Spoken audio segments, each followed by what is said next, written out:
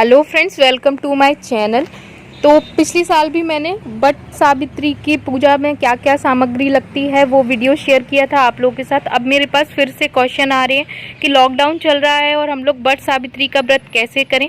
तो आज हम पंडित जी से जानेंगे कि बट वृक्ष की पूजा कैसे करें, क्योंकि बट सावित्री आ रहा है और लॉकडाउन भी चल रहा है। तो आप घर पे ही कलश स्थापना करके बट सावित्री व्रत कर सकते हैं। तो पंडित जी ने यहाँ पूरा विधि विधान से बताया हुआ है, आप वीडियो को अंत तक देखें। और घर में ही सामान मिल जाएगा, कोई ऐसा सामान नहीं है जो आपको मिलेगा नहीं। उसी सामान से आप कलश स्थापना कर सकते हैं। अगर आपके यहाँ तुलसी का पौधा है तो आप उससे भी पूजा कर सकते हैं कलश स्थापना करके। और बट वृक्ष नहीं मिले तो कोई बात नहीं, कलश स्थापना सबसे ज़रूरी होती है, तो उसी से आप अपनी पूजा विधिवत पूरी कर सकते हैं। तो यहाँ पे पंडित जी जो आटा होता है हमारा उससे चौक बना रहे हैं, तो आप देख सकते हैं वो किस तरीके से चौक बना रहे हैं। तो आगे की विधि हम जानेंगे, वीडियो को अंत तक देखें, आपको पूरी जानकारी मिलेगी। तो चलिए अभी हम वीडियो शुरू करते हैं। कलश स्थापना।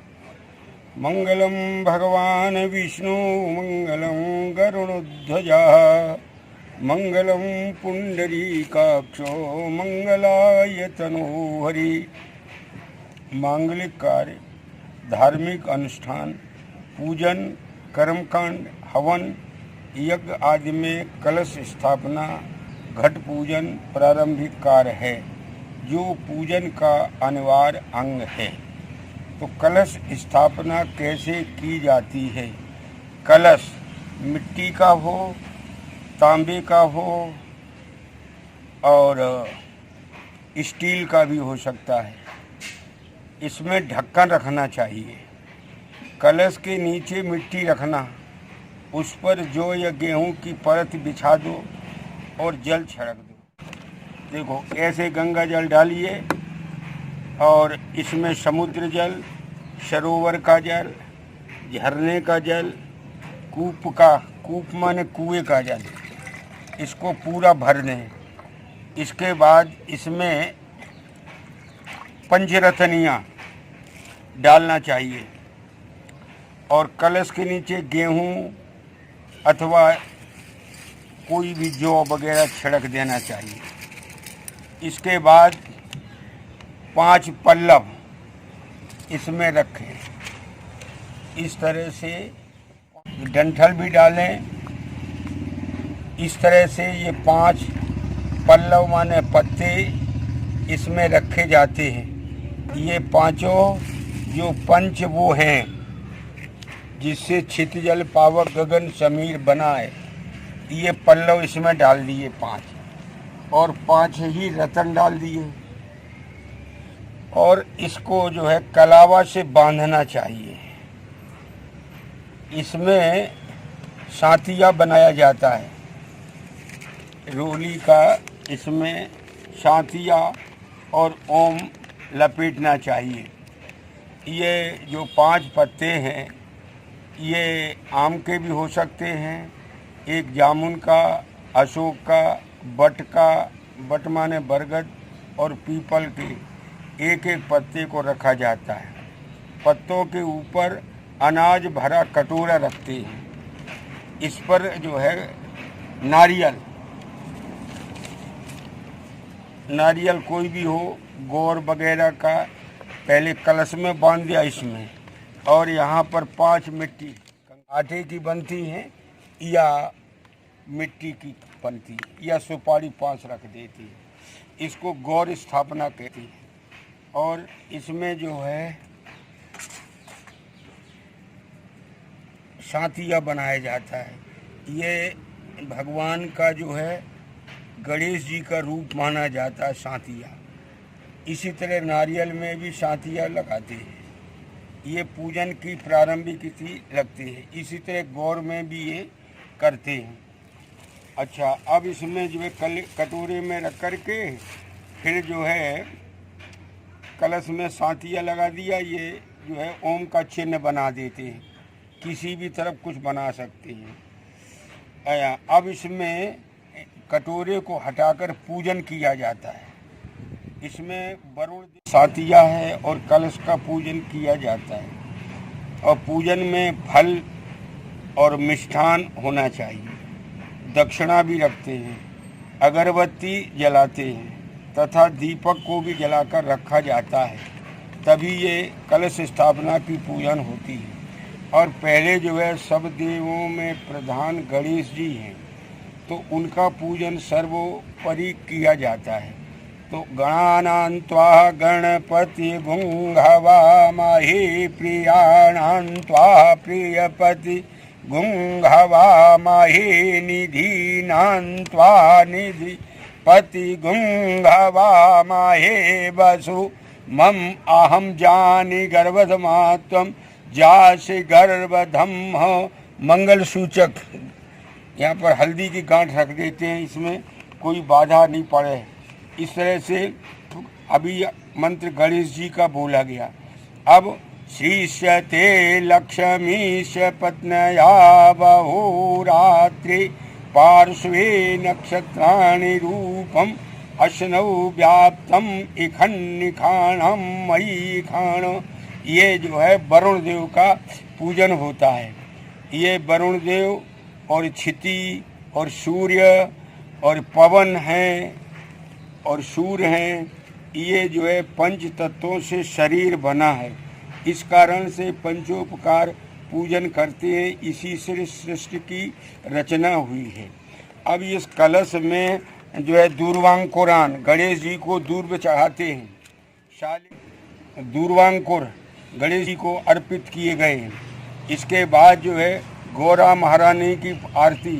सर्वमंगल मांगल्ये शिवे सर्वार्थ साधके शरण्ये त्र्यंबके गौरी नारायणी नमोस्तुते। इस तरह से जो है गौरा देवी की पूजन हुआ। अब सूर्य का ओम हे सूर्य सहस्त्रांशो तेजो राशि जगतपति अनुकंपये माम भक्ति गृहणात् प्रेमांगलम। इस तरह से ये जो पत्ते मिल जाएं उनको लगा करके घर में ही घट की स्थापना करके अपना पूजन का कार्य संपन्न किया जा सकता है। इसलिए कोई भी कार्य चौक पुर कर नीचे मिट्टी रखकर उस पर कलश स्थापित करके सभी देवों का आवाहन करें। षोडशोपचार 16 प्रकार का जो पूजन है आचमन आदि करके करना चाहिए। और चाहे पुरुष हो चाहे महिला हो, गायत्री मंत्र का भी जाप कर सकती है। ओम भूर्भुवः स्वः तत्सवितुर्वरेण्यं भर्गो देवस्य धीमहि धियो यो न प्रचोदयात्।